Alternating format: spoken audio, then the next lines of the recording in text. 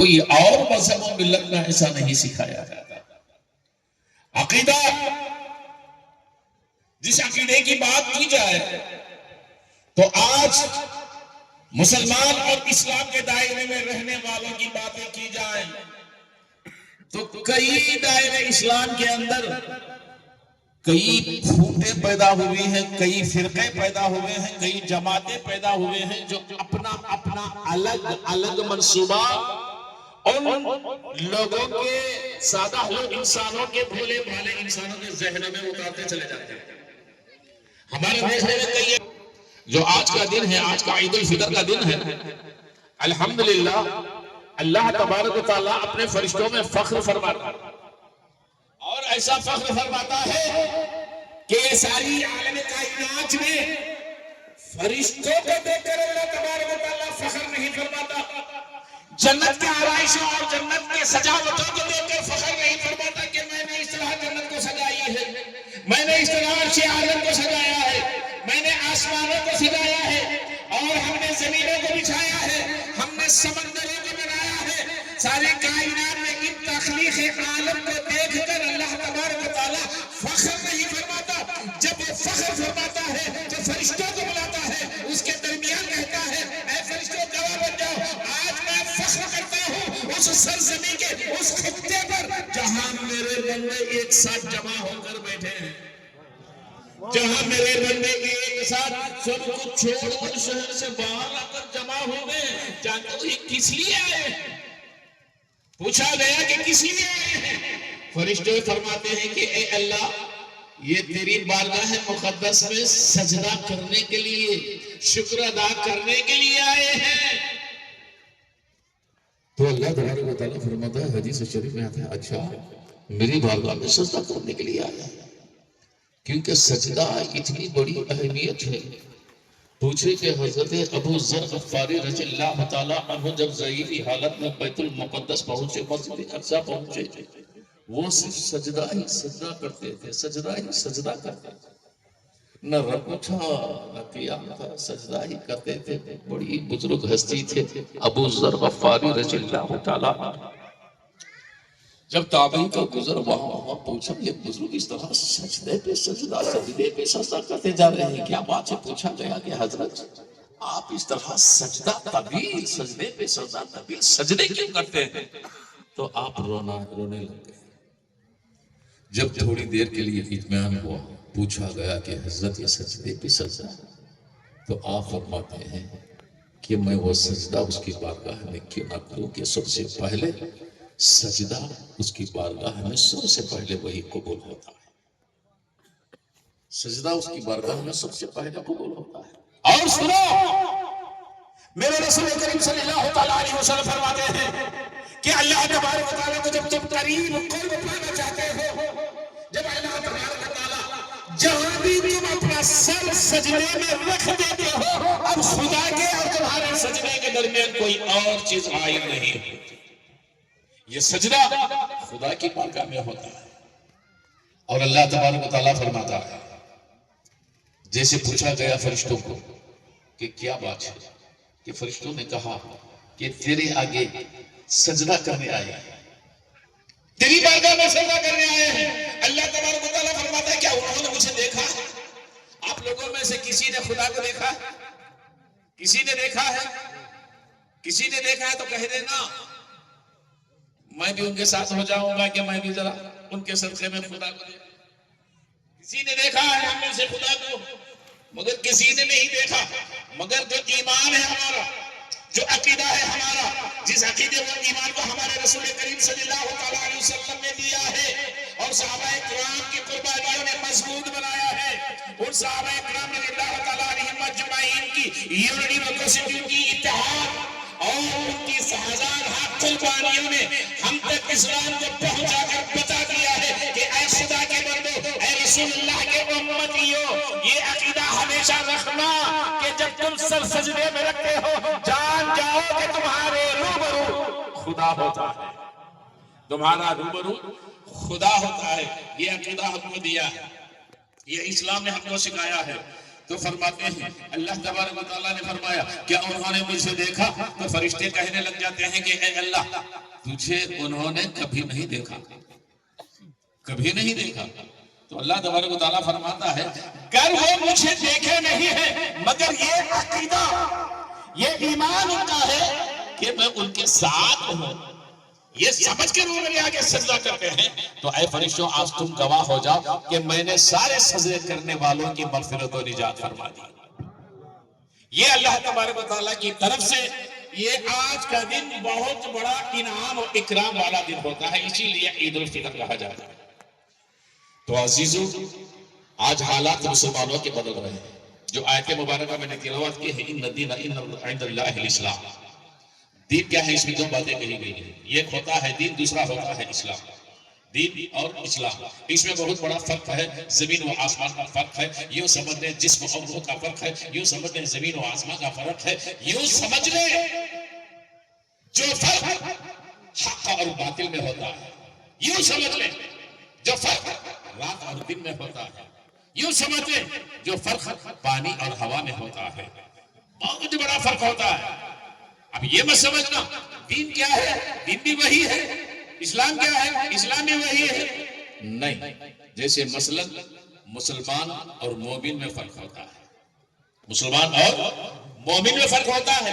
مسلمان تو ہزاروں لاکھوں کروڑوں میں مل جائیں گے، مگر ان کروڑوں میں بمشکل 10 یا 12 مومن ملیں گے، صرف 10 یا 12 مومن ملیں گے، کیونکہ مومن کا جو درجہ ہے نا، یاد رکھیے مومن کا جو درجہ ہے، میرے رسول کریم صلی اللہ تعالیٰ علیہ وسلم فرماتے ہیں کعبہ تو خدا کا گھر ہے، کعبہ خدا کا، اس حدیث کو بغور اچھی طرح یاد رکھ لیں۔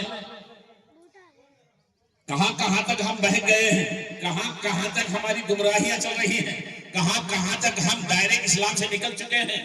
یاد رکھو مسلمانوں، میرے رسول کریم فرماتے ہیں کہ یہ خدا کا گھر ہے، یہ کعبۃ اللہ ہے۔ اب مجھے بتاؤ کعبۃ اللہ سے اعلیٰ ایسا کون سا گھر ہے، کعبۃ اللہ سے افضل ایسی کون سی مسجد ہے، کعبۃ اللہ سے افضل و اعلیٰ بلند و بالا ایسا کون سا خطہ ہے روئے زمین پر؟ کعبے سے گر آلہ ہے، یاد رکھیے کعبے سے گر آلہ ہے وہ سدرت ہے، سدرت سے گر آلہ ہے وہ عرش اعظم۔ سمجھ گئے آپ؟ کعبے سے جو آلہ ہے وہ سدرت ہے، سدرت سے جو آلہ ہے وہ عرش اعظم۔ سمجھ گئے نا؟ یہ درجے ہوتے ہیں، کیا ہوتے ہیں؟ درجے ہوتے ہیں۔ مگر آؤ مومن کا درجہ دیکھو، میرے رسول کریم صلی اللہ تعالیٰ علیہ وسلم فرماتے ہیں دنیا روئے زمین پر کعبے سے اعلیٰ افضل اعلیٰ کوئی مقام نہیں ہے، مگر یاد رکھو کعبے سے اعلیٰ روئے زمین پر اگر کسی کا درجہ بلند و بالا ہے وہ صرف سے صرف ایک مومن کا درجہ بلند ہے، وہ کعبے سے بھی اعلیٰ اس کا درجہ بلند ہے۔ مومن کا درجہ اتنا بلند ہے کہ کعبے سے بھی درجہ اعلیٰ ہے۔ اب کعبے کے بارے میں بات آ گئی تو کہہ دو میرے رسول کریم صلی اللہ تعالیٰ علیہ وسلم فرماتے ہیں، حدیث شریف میں آتا ہے کہ کعبے پر نظر پڑ گئی، کعبے کو دیکھ لیا، کیونکہ کعبے کو دیکھنا عبادت ہے۔ کعبے کی زیارت ہمارے اگلے پچھلے سارے گناہوں کو مٹا دیتی ہے۔ صرف کعبے کی زیارت، کس کی زیارت؟ کعبے کی زیارت۔ جب کوئی حج و عمرہ کو چلے گئے پہلی نظر کعبے پر پڑ گئی، میرے رسول فرماتے ہیں کہ اللہ ہماری دنیا و آخرت میں حسن اچھی بنا اور ہم کو دوزخ کی آگ سے بچا دے۔ جب یہ دعا لبوں سے نکلتی ہے پہلی نظر کعبے پر پڑ کر تو اللہ تبارک و تعالیٰ اس دعا کو قبول فرما لیتا ہے، اور پہلی نظر کے ساتھ جو دعا مانگتے ہیں وہ دعا اسی وقت وہیں پر مستجاب دعوات بن جاتی ہے، قبول اللہ بن جاتی ہے، مقبول ہو جاتی ہے۔ کس کی زیارت پر؟ کس کی زیارت پر؟ کعبے کی زیارت پر۔ جب کعبے کی زیارت پر دعا مقبول ہو جاتی ہے اور کعبے کی زیارت پر سارے گناہ مٹ جاتے ہیں تو اب مجھے بتاؤ مسلمانوں، جب یہ کعبے کی زیارت کے ساتھ جب دعائیں قبول اللہ بن گئی تو کعبے سے افضل و اعلیٰ مومن کا درجہ ہے۔ اسی لیے میرے رسول فرماتے ہیں مومن کا چہرہ جب دیکھتے ہو تو قبول کرنے کی حاجت نہیں ہے. بس اتنا یاد رکھو جس کا چہرہ تم دیکھ لیتے ہو اس چہرے میں تم خدا کو پا جاتے ہو, خدا کو پا جاتے ہو. یہ درجہ ہوتا ہے مومن کا. کیا ہے یہ درجہ ہے مومن کا. اب وہ درجہ مومن کا ہے جب خدا کو پا گئے. اب تم اس مومن کی بارگاہ میں چلے گئے. اب وہ مومن تمہارے لیے لب کشی فرمائے, دعا فرمائے, اے اللہ یہ جو میرے پاس آیا ہے یہ مجھ سے پڑھو صحیح مسلم شریف کی حدیثیں جن میں میرے رسول کریم صلی اللہ تعالیٰ علیہ وسلم فرماتے ہیں, جب وہ لب کشائی فرماتا ہے کہ اے اللہ یہ تجھے جانے نہ جانے مگر مجھے جانتا ہے, یہ میری بارگاہ میں آیا ہے. اے اللہ جس خیال سے یہ میری بارگاہ میں آیا ہے اے مولا اس کی نیت کو, اس کی ارمان کو, اس کی آرزو کو, اس کی منت کو پورا کر دے. قرآن فرماتا ہے جب یہ ارادہ اس مومن کے دل میں آ جاتا ہے اس کے لب ہلتے ہیں, لب ہلنے سے پہلے اللہ تبارک و تعالیٰ ان کی دعا کو مقبول فرما دیتا ہے. قرآن مجید سورہ حمیم سجدہ کی آیتیں گواہ ہیں, کیونکہ یہ ہوتا ہے مومن کا درجہ. اب رہا سوال مسلمان تو سبھی ہیں, ہم بھی ہیں, آپ بھی ہیں. مومن ہونا مشکل. میں کہہ رہا تھا کہ بہت بڑا فرق ہوتا ہے مومن میں اور مسلمان. اور جتنے اولیاء صلاح ہوتے ہیں کہ یہ سارے کے سارے مومن ہونے کے بعد ہی ہیں. پہلے مسلمان بعد میں مومن, اس کے بعد پھر درجے بلند ہوتے چلے جاتے ہیں. تو عزیزو یہ اسلام سکھاتا ہے ہمیں مسلمان بننا. اب مسلمان کی بات آئی, صرف مسلمان کی بات کو سنو جو اسلام سکھاتا ہے. مومن کی بات الگ ہے, کیونکہ مومن کا درجہ وہ ہوتا ہے دوست اور دشمن کا فرق نہیں رکھتا مومن, اپنے پرائے کا فرق نہیں رکھتا مومن, کسی سے اپنی حاجت طلب نہیں کرتا مومن, کسی کو اپنا دماغ کو ایک پل کے لیے بھی تاخیر نہیں کرتا وہ مومن. وہ مومن اللہ اس کے رسول کو راضی کرنے کے لیے اپنا گھر بار دھن دولت اولاد سب کچھ قربان کر دیتا ہے, یہ مومن. اب مسلمان کی بات آئی تو ذرا مسلمان کو بھی سن لیں کہ مسلمان ہوتا کیا ہے. قرآن فرماتا ہے کہ یا ایھا الذین آمنوا اتقوا اللہ حق تقاتہ ولا تموتن الا وانتم مسلمون. اے ایمان والو تم تو مسلمان ہو, ایمان لا چکے ہو, ایمان لا چکے ہو. اب ایمان لانے کے بعد عمل اور بات ہے. نماز و روزہ حج و زکات یہ عمل ہے. اب عمل کے راستے پر ابھی تک ہم گئے نہیں ہیں, صرف ایمان لائے ہیں, مسلمان ہو چکے ہیں, دائرے اسلام میں آ گئے ہیں. قرآن فرماتا ہے اے ایمان والو تم ایمان لائے ہو, حق تقاتہ اللہ کا حق ادا کرو. بات سمجھ میں آ رہی ہے آپ کو؟ اللہ کا حق ادا کرو. تو معلوم ہوا کہ اللہ کا حق ہے کیا ہے اللہ کا حق.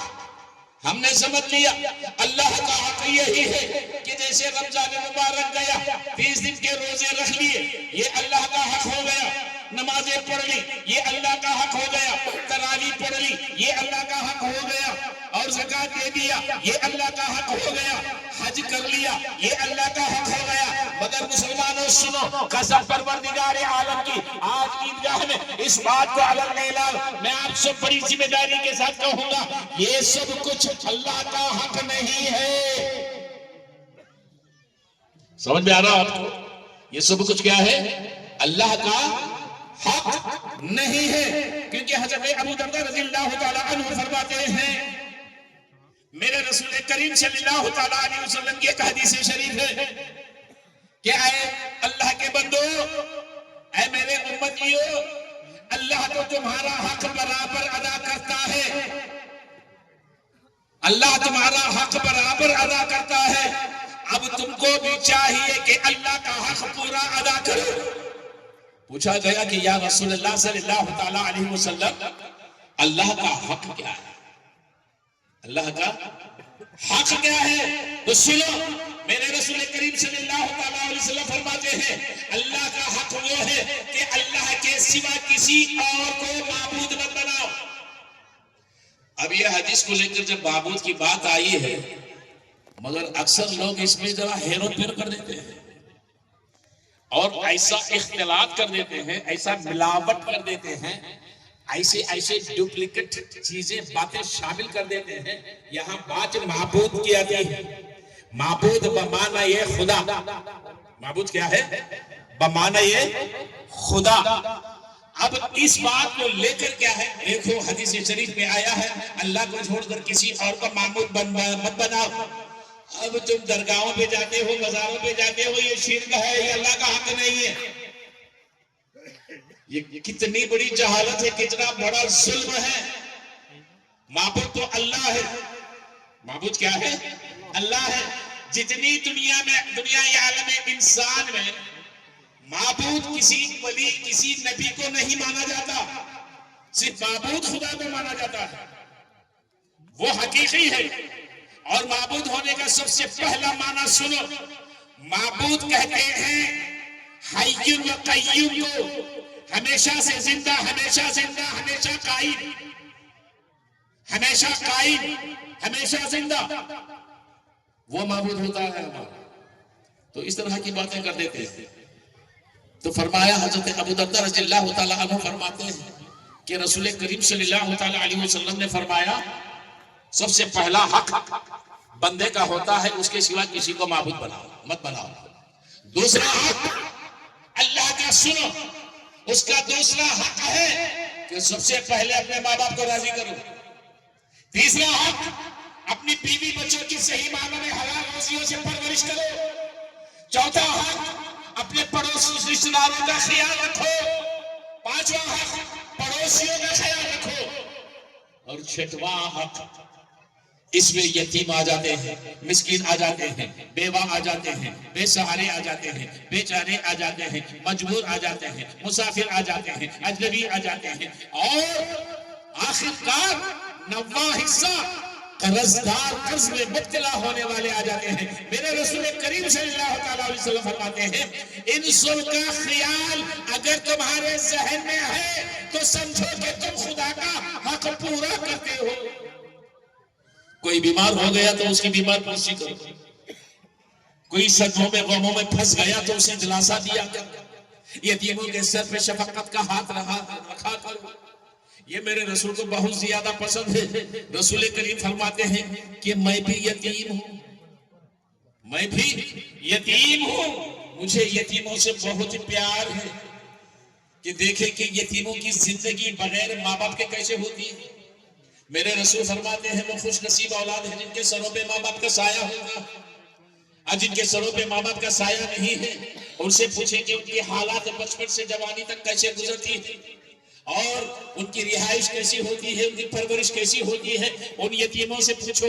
تو میرے رسول فرماتے ہیں کہ میں بھی یتیم ہوں، مجھے یتیموں سے پیار ہے، اور بیواؤں سے، بے سہاروں سے، اور بے چاروں سے، تنگ دستیوں سے، مجبور و محتاجوں سے پوچھو، ان قرض میں مبتلا ہونے والوں سے پوچھو ان کے حالات کیسے گزر رہے ہیں۔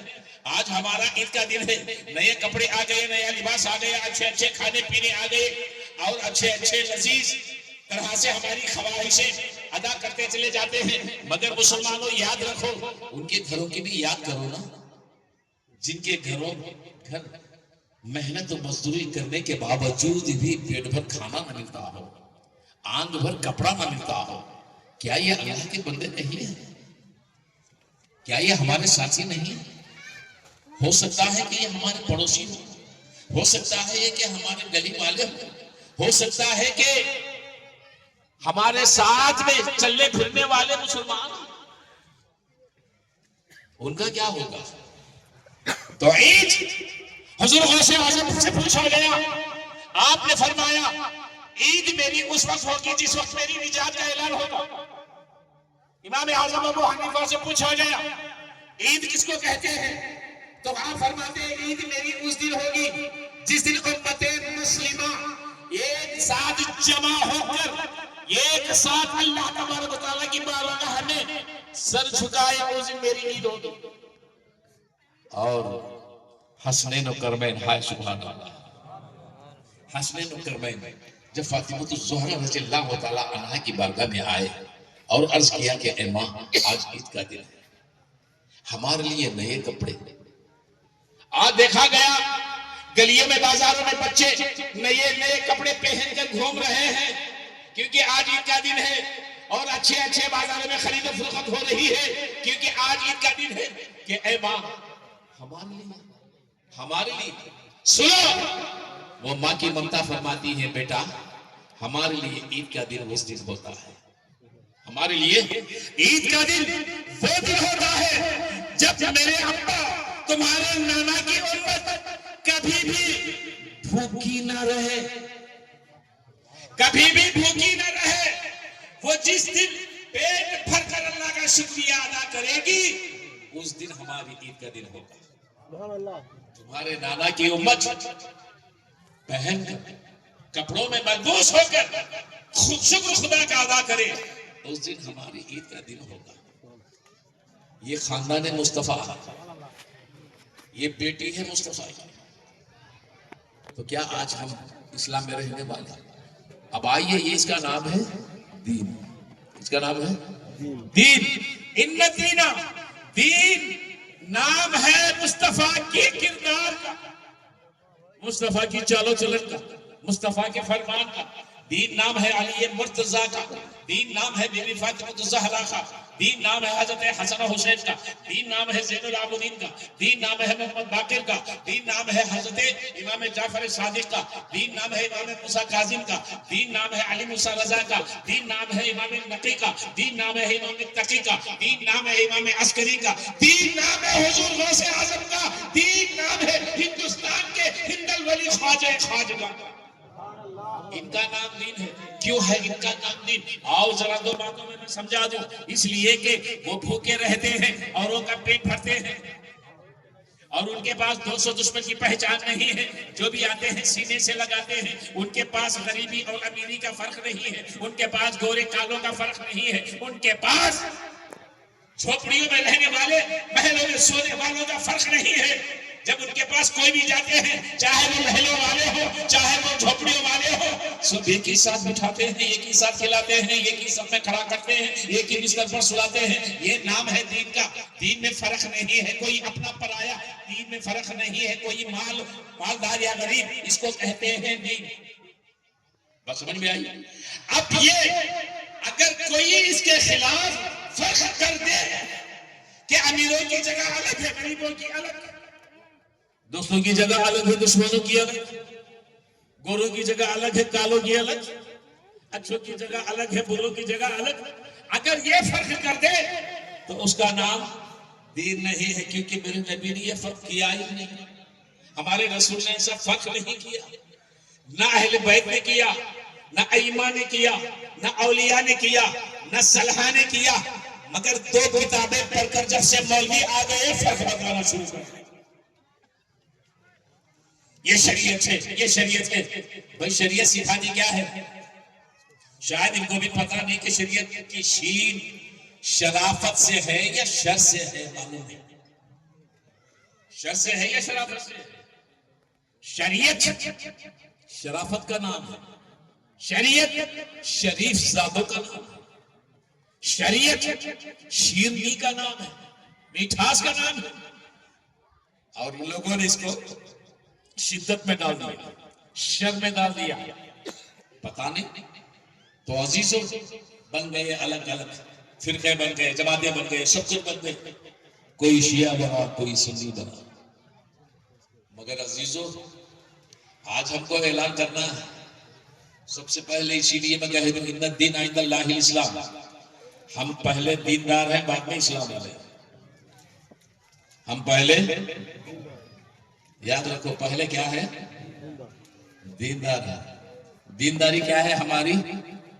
عدالت، انصاف، سچائی، صداقت، کسب حلال، ہمدردی و غمخواری، اور ایک دوسرے کو یارو مددگاری، بھائی چارگی. اس کا نام دین ہے. اس کا نام کیا ہے؟ دین ہے. اب آئیے اسلام. یہ اللہ نے اعلان کیا، ہم نے نہیں اعلان کیا. اعلان کس نے کیا؟ اللہ نے کیا. کیا کیا؟ اے میرے بندو، جو تمہارے نزدیک دین ہے، جو دینداری تم پھیلا رہے ہو، جو دینداری کے راستے پر چل رہے ہو، ہم نے اس کا نام اسلام رکھ دیا ہے، ہم نے اس کا نام اسلام رکھ دیا ہے۔ جب یہ تمہارا دین مجھ تک آئے گا تو وہ میرے پاس اسلام کہلائے گا۔ تو اسلام کیا ہے؟ اسلام بمعنی امن ہے۔ کیا ہے؟ امن ہے۔ امن سمجھتے نا آپ؟ نہیں سمجھتے؟ چلیے انگلش میں کہتے ہیں پیس،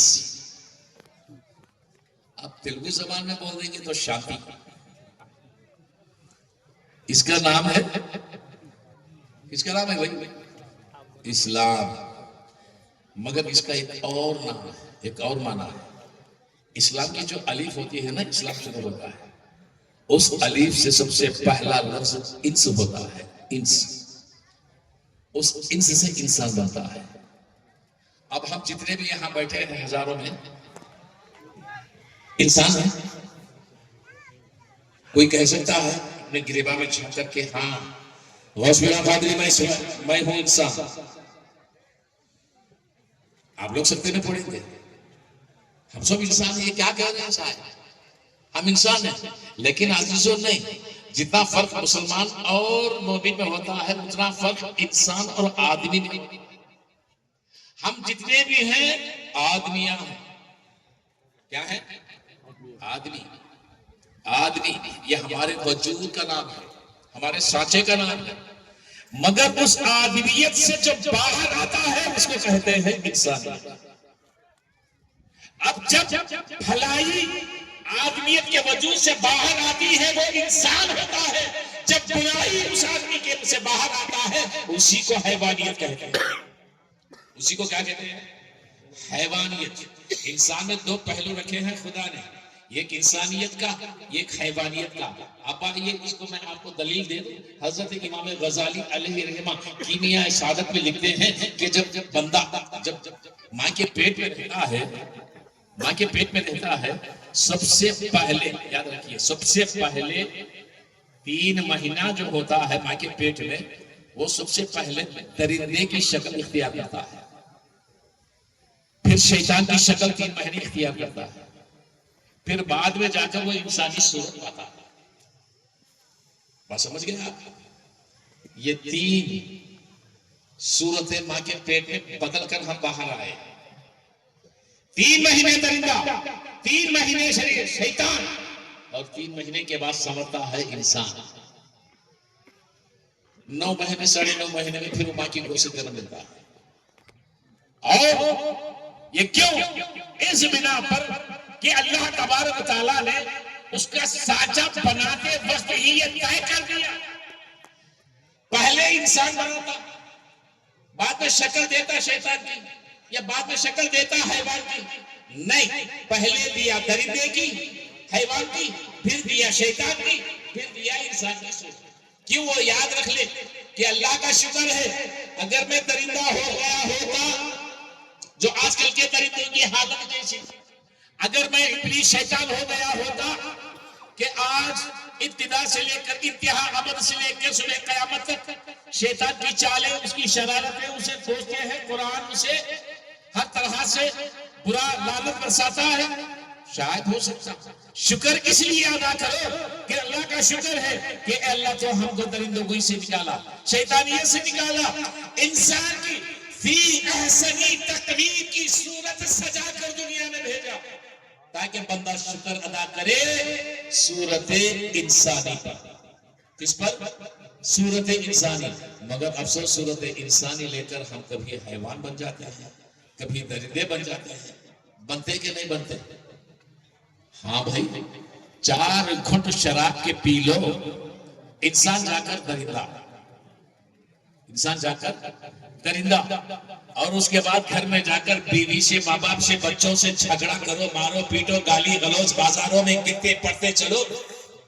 فطرت شیطانیت آ گئی کہ نہیں آ گئی؟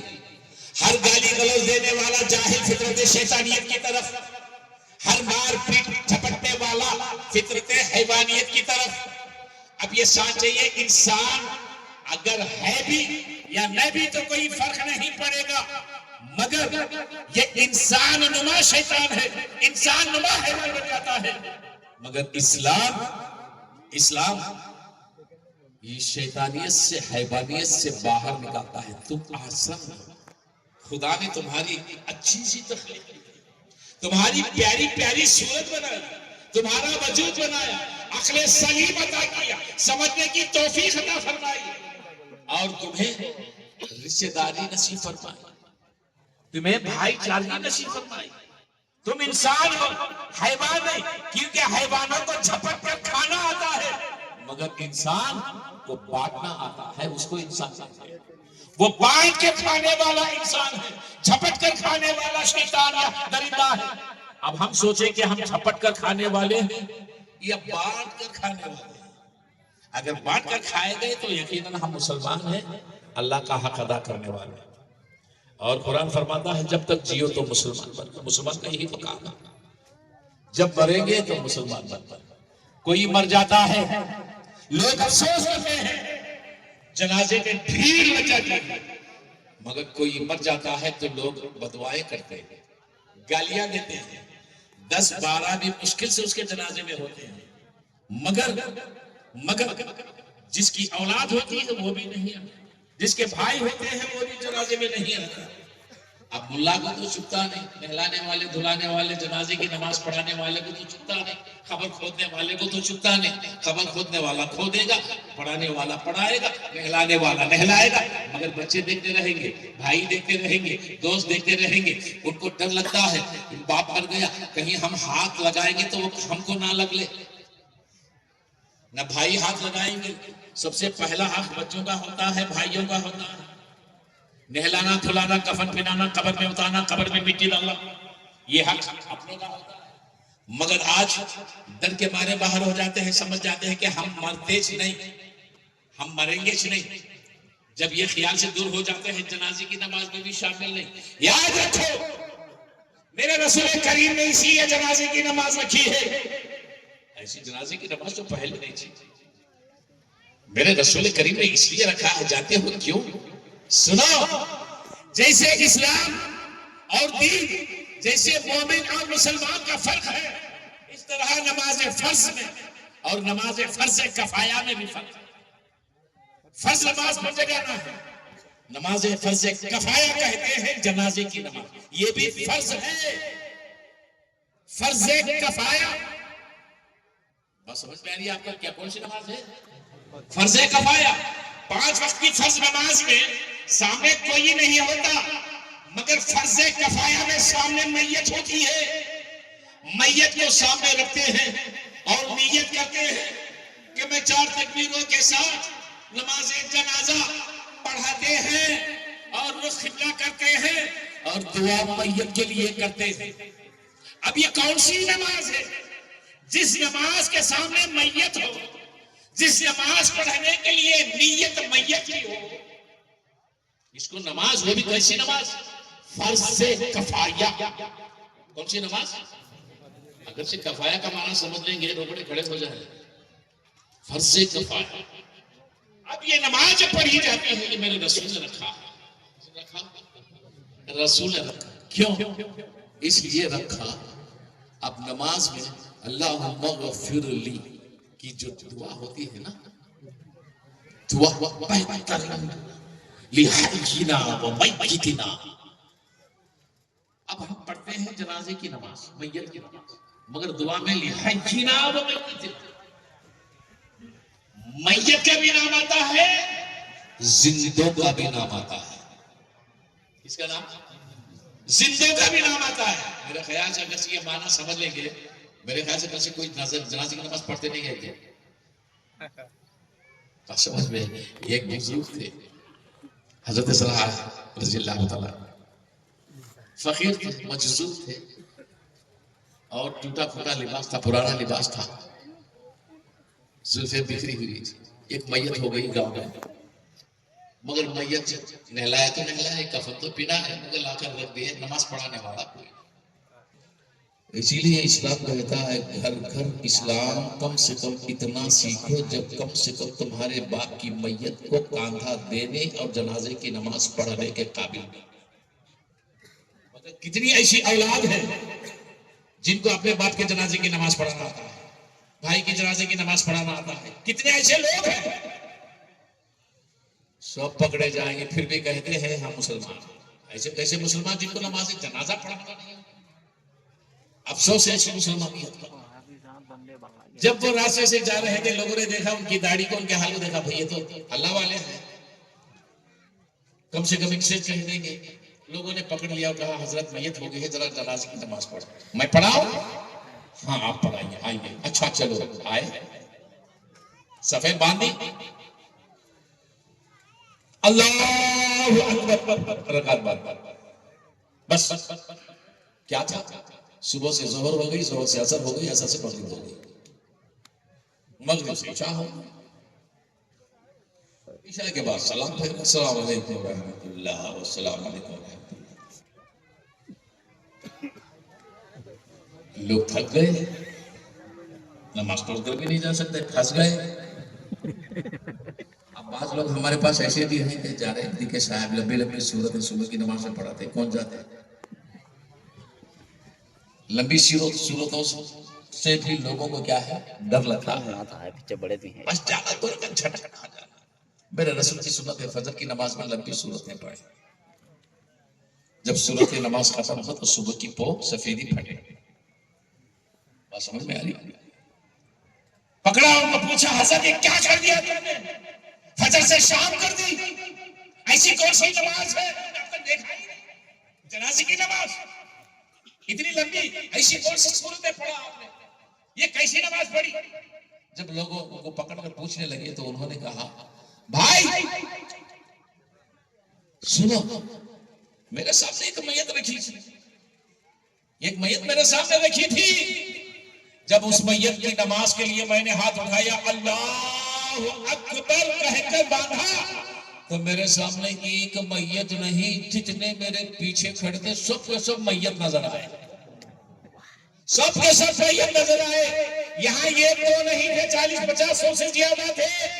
ارے یہ ہوتی تو 5 منٹ میں ہو جاتا، میں نے یہ کے ساتھ صبح کی جنازے کی نماز پڑھا دی، اس لیے اتنا پہلے۔ اب انہوں نے سچ کہا یا غلط؟ سچ کہا یا غلط؟ اللہ والے ایسے ہوتے ہیں، ان کی نگاہ دیکھ لیتے ہیں۔ اب پوچھو کہ سارے زندہ کھڑے ہیں، یہ میت مردے کیسے؟ آئیے قرآن کی طرف۔ میرے رسول کریم صلی اللہ تعالیٰ علیہ وسلم سے خود خدا فرما رہا ہے کہ اے میرے حبیب، یہ مت دیکھو کہ وہ چلتے پھرتے ہیں، کھاتے پیتے ہیں، زندہ ہیں، لیکن نہیں، زندہ اور مردے کی پہچان صرف جان نکلنے کی سے نہیں ہے، زندہ اور مردے کی پہچان وہ ہے جن کا دل تقوی سے، پرہیزگاری سے، خدا و رسول کے خوف سے مر جاتا ہے۔ ہر وہ مرنے والا دل اگر زندہ لوگ ہیں تو وہ ہر زندہ انسان مردہ ہے۔ جس کے دل مر جاتے ہیں وہ مردہ ہے، جس کے دل زندہ ہے اگر وہ مر بھی گیا اس کا دل زندہ ہے، مر کر بھی وہ زندہ ہوتا ہے۔ یہ میرے رسول فرماتے ہیں، اللہ تبارک و تعالیٰ قرآن مجید میں سورۃ نمل میں اس کا ذکر لایا ہے۔ تو بہرکیف عزیزوں، آج حالات مسلمانوں کے بہت بڑے نازک ہیں، دور چل رہا ہے قرب قیامت کا، دیکھ رہے ہیں آپ کہ مسلمانوں کے ساتھ کیا ہو رہا ہے۔ اب ہم کہیں گے الحمدللہ ہم سنی ہیں، ہم کو کیا؟ بعض فرقہ کہے گا ہم تبلیغ ہیں، ہم کو کیا؟ کوئی کہے گا ہم اہل حدیث ہیں، ہم کو کیا؟ کوئی کہے گا ہم معتزلہ ہیں، ہم کو کیا؟ ہم المسلمین ہیں، ہم کو کیا؟ ہم جماعت اسلام والے ہیں، ہم کو کیا؟ کیونکہ یہ اپنے اپنے فرقوں کی طرف اپنا اپنا دامن بچائے اور جو ایک ہو کر اتحاد اور یونٹی کسوٹی کے ساتھ جمے ہوئے مسلمانوں کو توڑ کر اس طرح بنا لیے، یہ آوازیں اٹھ رہی ہیں۔ تو عزیزو، یہاں فرق جماعتوں کا نہیں ہے، کیونکہ آج کل ایک جماعت دوسرے جماعت کو کوستی ہے، مانتی نہیں، جبکہ ایک ہی خدا کے سامنے سزا کرتی ہے ہر جماعت، ایک ہی خدا کے سامنے ایک ہی قرآن پڑھتی ہے، مگر ایک جماعت دوسری جماعت کو کوستی ہے۔ اب ہمارے اہل سنت کا عقیدہ دیکھو، الحمدللہ ہمارے اہل سنت کا عقیدہ صرف فاتحہ پہ نہیں ہے، درگاہوں کی زیارت چادر پہ نہیں ہے، جو لوگ تانا دیتے کہ فاتحہ والے سنی ہیں، نہ، فاتحہ میں اس میں کوئی بات ہے ہی نہیں ہے۔ اہل سنت اس کو کہتے ہیں جو عقیدے میں پختگی، جو صحابہ کرام کا عقیدہ لے کر چلتی، یہ آج کا عقیدہ نہیں لے کر چلتی۔ مگر لوگوں آج ضرورت ہے مسلمانوں کو یہ کھونا، چاہے اس دھرتی کے ہوں، اس ملک کے ہوں یا اور ملک کے ہوں۔ آپ دیکھ رہے ہیں اللہ تبارک و تعالیٰ نے ساری دولتیں مسلمانوں کو دیا ہے، ساری دولتیں، اور ایسے ہیرے جواہرات دیے ہیں کہ سارے دشمن بن کر سارے پڑوسی اسی ہیرے جواہرات کو لینے کے لیے جھمٹ پڑے۔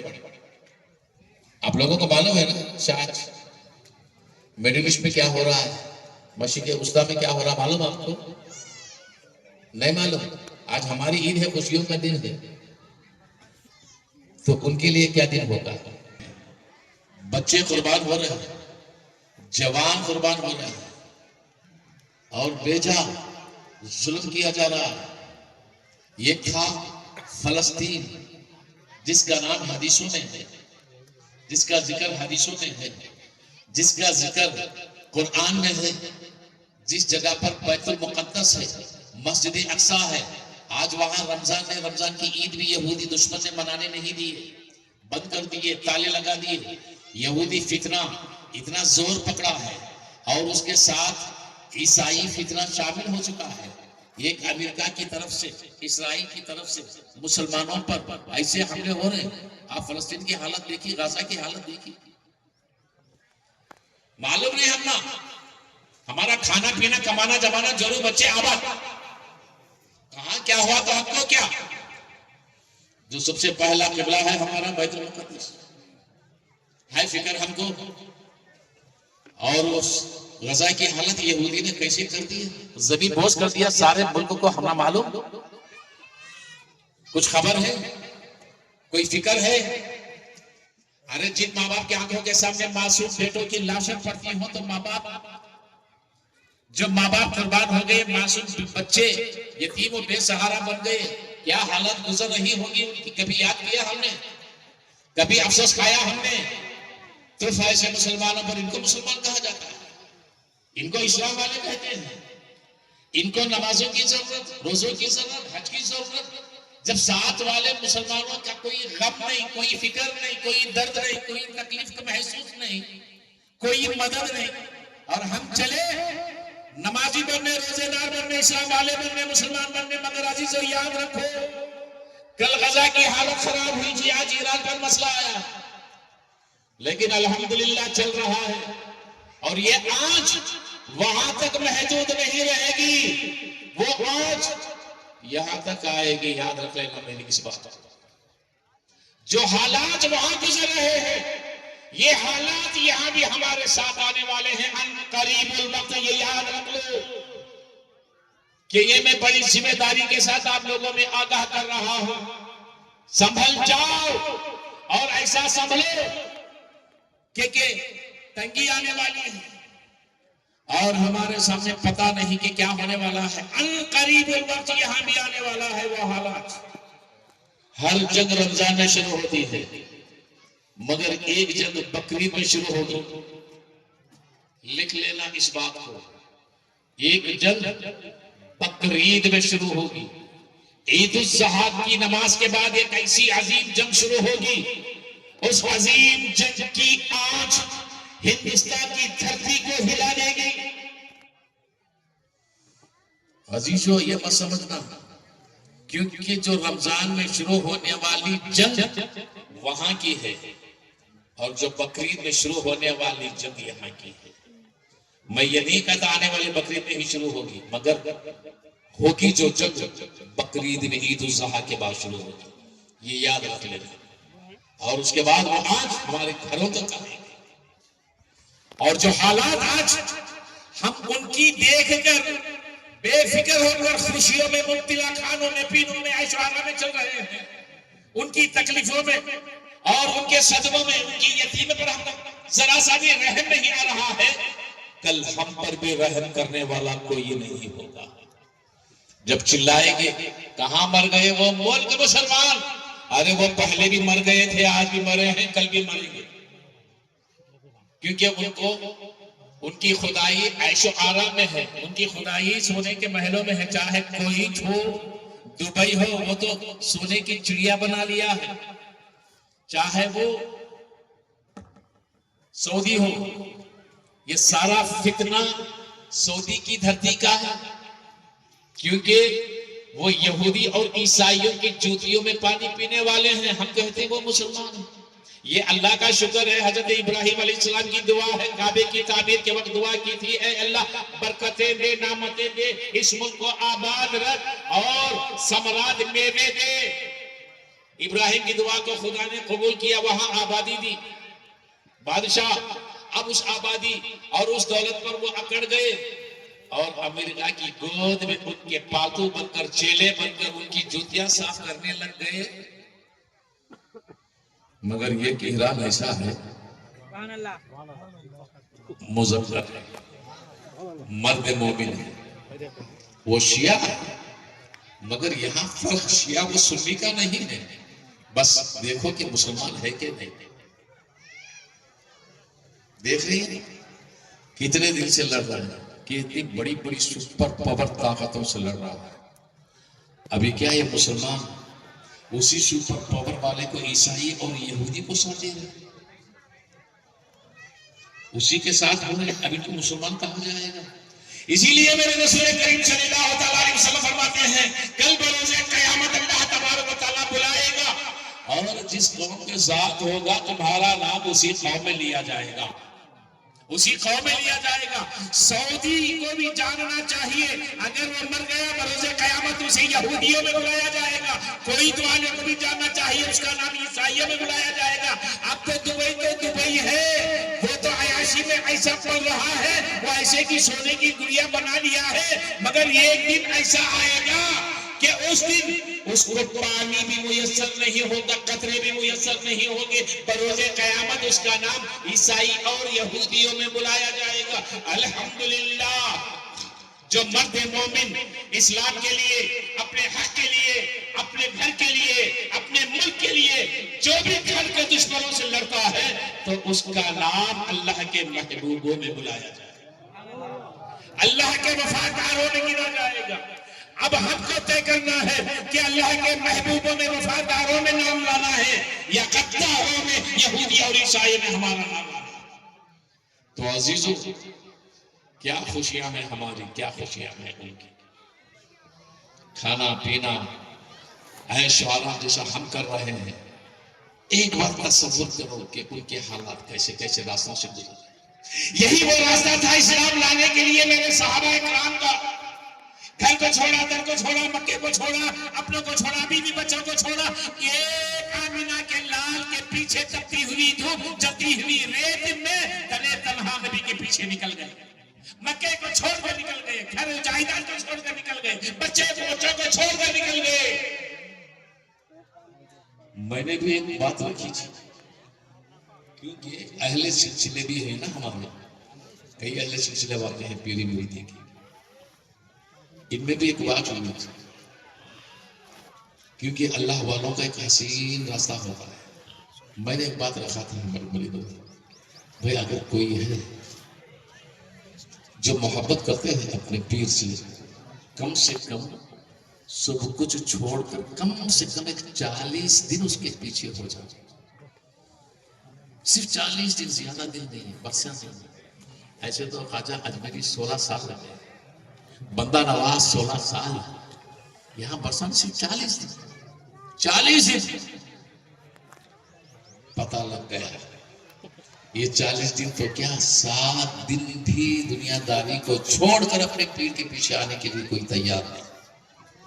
آج ہماری پیری مریدی ایسی ہے، وفاداری ایسی ہے، جانشاری ایسی ہے، اس میں ہی نامکمل ہے۔ تو اب اسلام ہے، اب یہ مت کہنا صاحب 40 دن 3 مہینے کے چلے وہاں ہو رہے ہیں. ہاں بے شک ہوتے ہیں, چھوڑ کر جاتے ہیں, مگر بد عقیدگی کے لیے, شیطانی فتنے کے لیے. کیونکہ یہ چال بنایا عیسائی نے, یہودی نے. اگر یہودی اور عیسائی بنایا ہوتا تو کاش ہم بھی چلے جاتے. بات سمجھ میں؟ کیونکہ پیر کے پیچھے بھوکے پیاسے رہنا, اور یہ 40 دن جاتے ہیں, بیل گائے بھینس کاٹ کر کھاتے ہیں, کھانے کے لیے جاتے ہیں.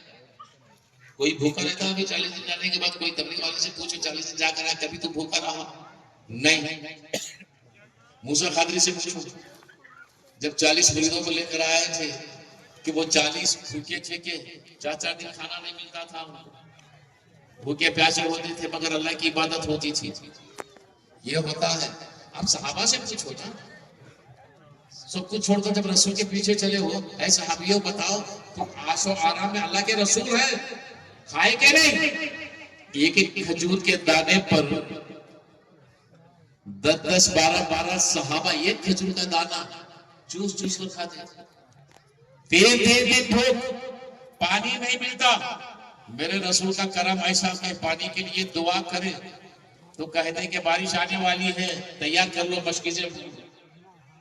جب تک کوئی پانی نہیں, پیاس کی شدت, دھوپ کی گرمی, دھوپ تھی 4 دن سے, مگر خندقیں بھی کھود دے, جنگیں بھی لڑ رہے, رسول کی صحبت میں بھی ہیں, بھوکے پیاسے. یہ ہوتا ہے اسلام, یہ ہوتا ہے دین. مگر ہم ایک وقت کی بھی بھوک برداشت نہیں کر سکتے. 5 ٹائم دبا کر کھانے والے, اسلام ان سے پھیلے گا؟ مگر عزیزوں, یہ سارے واقعات جو ہوتے ہیں نا ہمارے سبق کے لیے ہیں, ہماری ہدایت کے لیے ہے. جہاں تک ہو سکے ہم سچے مسلمان بننے کی کوشش تو کر سکتے ہیں. اب آگے بننا نہیں بننا یہ خدا اس کے رسول کے ہاتھ میں ہے, مگر کوشش تو کر سکتے ہیں نا بچنے کی. تو آپ, آج عید کا دن ہے, دشمنوں سے بھی گلے ملو, اور دلوں کے کینوں کو نکالو, بغض و عداوت کو نکالو, حسد و کپٹ کو نکالو, بزدلی کو نکالو, اور جھوٹ کو نکال دو, اور ایک ہمدرد بن جاؤ, دوست بن جاؤ, ہر ایک کو بھول جاؤ, اور دل کے اندر پڑی ہوئی ساری قدرتوں کو نکال کر پھینک ڈالو. صاف کرو دلوں کو, اور اللہ سے معافی مانگو. دعائیں ہمارے لیے کرو, تمہارے لیے کرو, اپنے والدین کے لیے کرو, اپنی اولاد کے لیے کرو. دعائیں مغفرت مانگو, اور خوشی سے بچوں پہ شفقت کا ہاتھ رکھو, اور بڑوں کا ادب کرو, احترام کرو, اور ہر طرح سے مل جل کر انشاءاللہ تبارک و تعالی آئندہ سال اسی طرح پھر جمع ہو کر آ کر بیٹھنے تک سارا سال, اس سال سے یہ سال تک کہاں تک اپنے آپ کو سنوارا, کہاں تک بنایا ہے, اس بات کا جائزہ لے لو, اور لینے کے لیے تیاری کرو, اور ایسی تیاری کرو سچے مسلمان ہو کر سچی زندگی بسر کرنے کی. اللہ سے دعا ہے اللہ مجھے اور آپ کو صحیح معنوں میں صراط مستقیم پر چلنے کی توفیق عطا فرمائے. ربنا آتنا فی الدنیا حسنۃ وفی الآخرۃ حسنۃ وقنا عذاب النار, وآخر دعوانا ان الحمد للہ رب العالمین.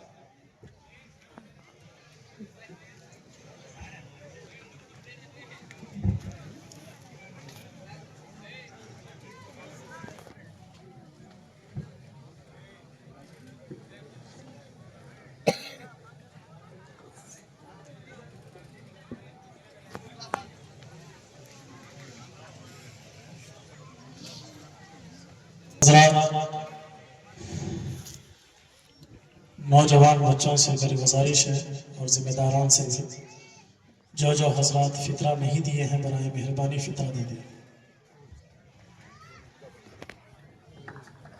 جلد سے جلد جو حضرات فطرہ نہیں دیے ہیں تو فطرہ دے دیں. وقت بالکل کم ہے, فطرہ 100 روپیہ ہے. جو حضرات نہیں دیے ہیں تو فطرہ نکال دیں.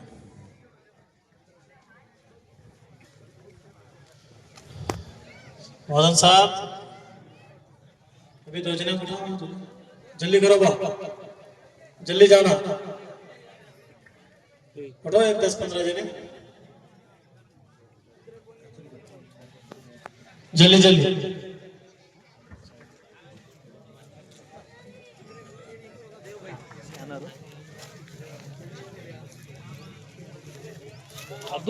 नहीं